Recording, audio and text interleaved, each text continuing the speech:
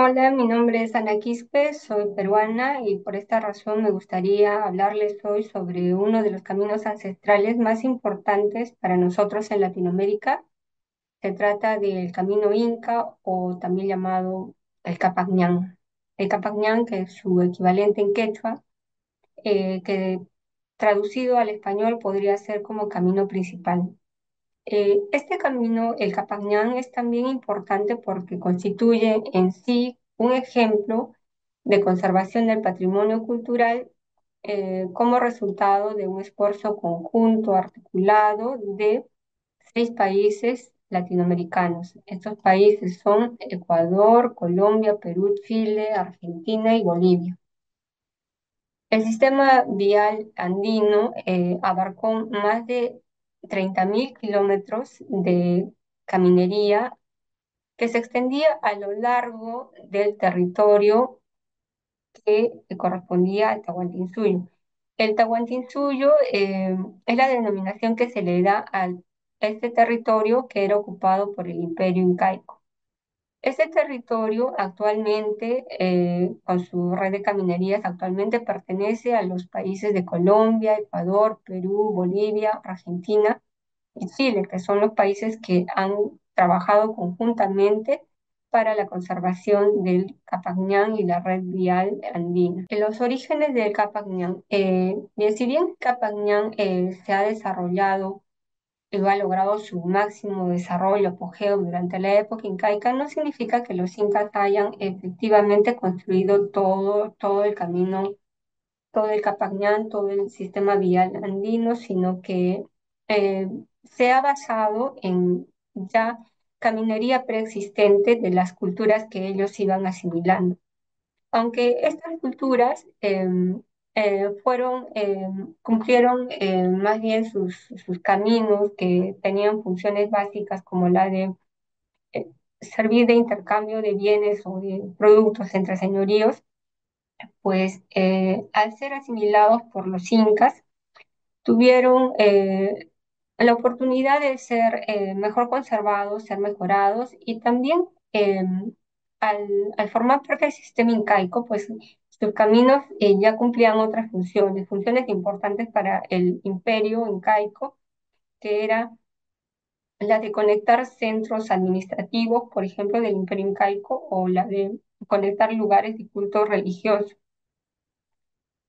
Un ejemplo de conexión de lugares de culto religioso, aun cuando estos no derivaran de los propios incas, sino que correspondían al culto de las culturas que ellos habían conquistado, es el de la ruta hacia la costa, que es una ruta transversal, una ruta perpendicular al camino longitudinal, que se dirige hacia la costa, hacia el santuario del dios Pachacamac.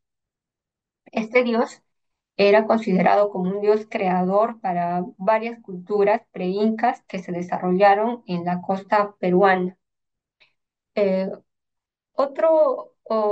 Características del Capac Ñan, pues teníamos que el Capac Ñan contaba con dos rutas principales, una ruta que iba por la sierra y una ruta que iba por la costa. Estas rutas además se complementaban con una caminería transversal, perpendicular a estas rutas, y dentro de estas dos podemos decir que la más importante era la ruta de la sierra. En estricto, cuando hablamos del Capacñán, nos estamos refiriendo a esta ruta de la sierra. ¿Y por qué decimos que esta ruta era la más importante? En la cosmovisión andina, para los incas, las montañas representaban divinidades. Estas divinidades se llamaban apus. Era muy común encontrar en algunas montañas, en la parte más alta de las montañas, algunas ofrendas. Entonces, como antes ya habíamos mencionado que una función de los caminos también era la conexión de centros o lugares eh, digamos, de religiosos. Entonces, este trazo de caminos que además corría perpendicular a la cadena de montañas, es decir, a la cordillera, era un camino que se acercaba a los apus, iba prácticamente con los apus, pues también servía para conectar centros ceremoniales de altura, que eran los centros en donde nosotros podíamos encontrar a estas ofrendas. Entonces, la importancia de este camino de la sierra, pues era mayor por esa conexión que tenían con los apus. Em, luego, vamos a seguir. Teniendo en cuenta que la mayor parte del Capac Ñan se encontraba siguiendo la ruta de los nevados, pues evidentemente gran parte del camino incaico del Capac Ñan se encontraba en una altura que iba desde los 3.500 a 5.000 metros sobre el nivel del mar. También eh, teníamos otra característica es que este camino, el camino incaico, estaba diseñado para ser transitado a pie, sea que el tránsito fuese caminando o corriendo. En cuanto al tránsito que se realizaba corriendo, pues tenemos aquí a los chaquis. Los chaquis eran personas que se preparaban desde que eran niños para cumplir la misión de mensajería.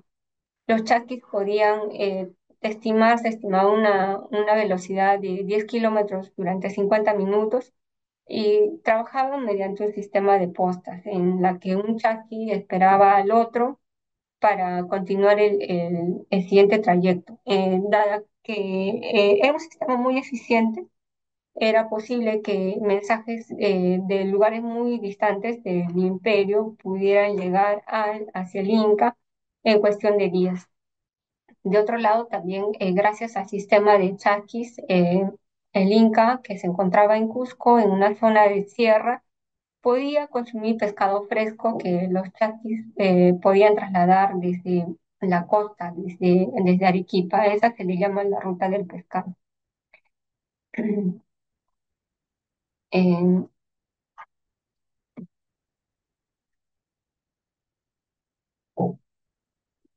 Teniendo en cuenta que era muy importante el ocupar el menor tiempo posible en el traslado de un punto a otro, pues una característica predominante dentro de la traza del camino incaico era la línea recta.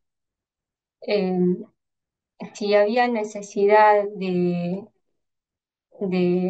enfrentar geografía complicada como pendientes o de repente algunas más pronunciadas, estas se solucionaban con escalinatas o con graderías, como la que se ve acá.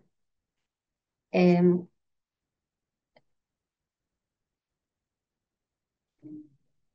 Bien, hay que tener en cuenta que con la conquista del Imperio Incaico desaparecieron, digamos, la necesidad que motivaba la conservación de los caminos incaicos.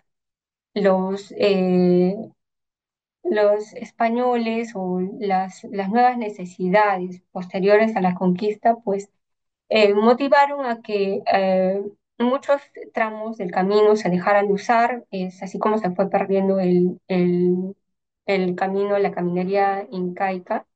En otros casos eran caminos que se modificaban y en otros se destruían.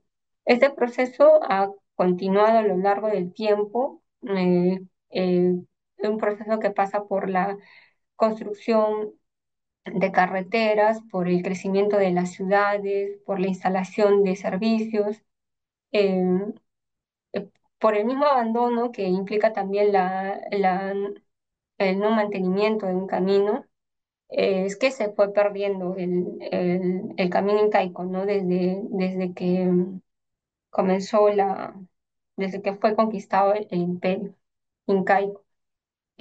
Sin embargo, dada la importancia cultural de este camino, más o menos aproximadamente desde el año 2004, unas, eh, se empezaron a realizar gestiones a nivel de estos 6 países, gestiones de cooperación entre autoridades de todos los niveles que involucraban también participación civil, investigadores, especialistas, participación de comunidades, eh, que sirvieron para la identificación de caminos, para la restauración de caminos eh, y finalmente para preparar una propuesta para que este camino fuera reconocido como patrimonio de la humanidad. Esto finalmente llevó a un resultado 10 años después, el 21 de junio del 2014,